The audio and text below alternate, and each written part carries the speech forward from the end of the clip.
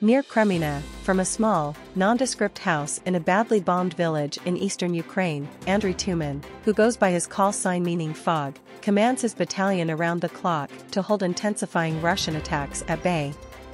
What Ukrainian forces have long described in the city of Bakhmut is also playing out to the north in Luhansk region. More Russian troops, weapons, and aggressive tactics that Moscow hopes will produce a badly needed breakthrough. Medics reporting described heavy casualties in recent weeks, further evidence that the grinding warfare along the front that runs across eastern and southern Ukraine is coming at a high cost to both sides. The rumble of distant shelling is a constant backdrop as soldiers speed through the village on armored personnel carriers. Since the beginning of February, the Russians have conducted something like 40 to 50 attempted assaults.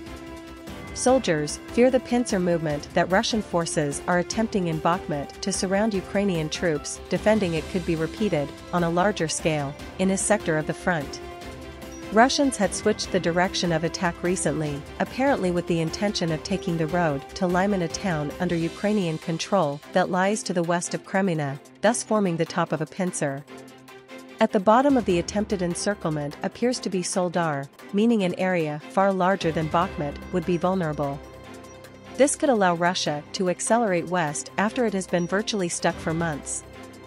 This is the second main direction after Bakhmut, which is very interesting to the enemy, because if they come to Lyman then beyond, there is Kramatorsk and Sloviansk. It will pose a pincer threat, which is why they are trying to fight for this area so heavily. This is no less important than Bakhmut. Some analysts said that while this may be Moscow's intention, they doubted its ability to carry it out given the difficulty Russia has had in conquering the virtually abandoned and badly ruined city of Bakhmut. There is indeed an increase in activity, and they, the Russians, are trying to move towards Lyman. They managed to advance 4 kilometers in February, Ukrainian military analyst Oleksandr Musienko said.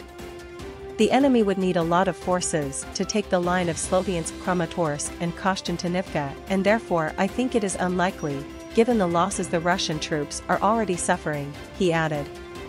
President Vladimir Putin has framed Moscow's year-long invasion of Ukraine as a defensive pushback against what he sees as a hostile West bent on expanding into territories historically ruled by Russia.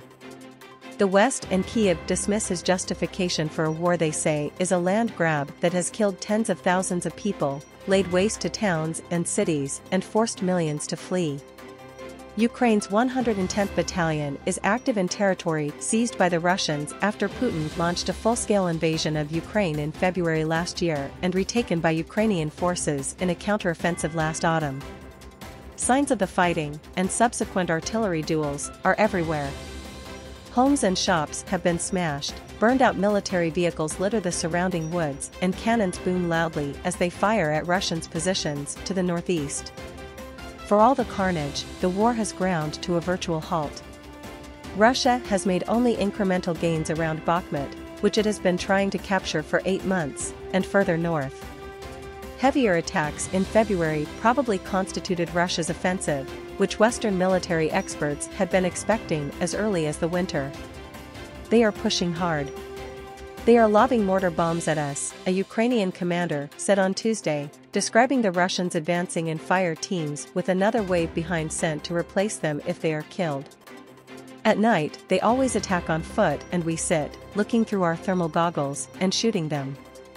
The battalion has gradually expanded its strength, adding drone teams and some heavy weaponry including tanks, and while morale remains high and Tuman a popular leader, commanders also speak of growing fatigue.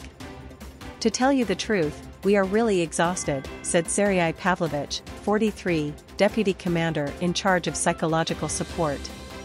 That's the only serious problem so far. Motivation is very high. As for Ukraine's attempt to take the initiative, a counteroffensive could come soon. Warmer weather has reduced tracks to mud in many places, bogging down heavy vehicles.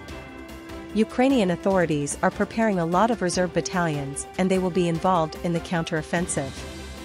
This is spring and the weather is not that favorable. The belief is in April it's coming.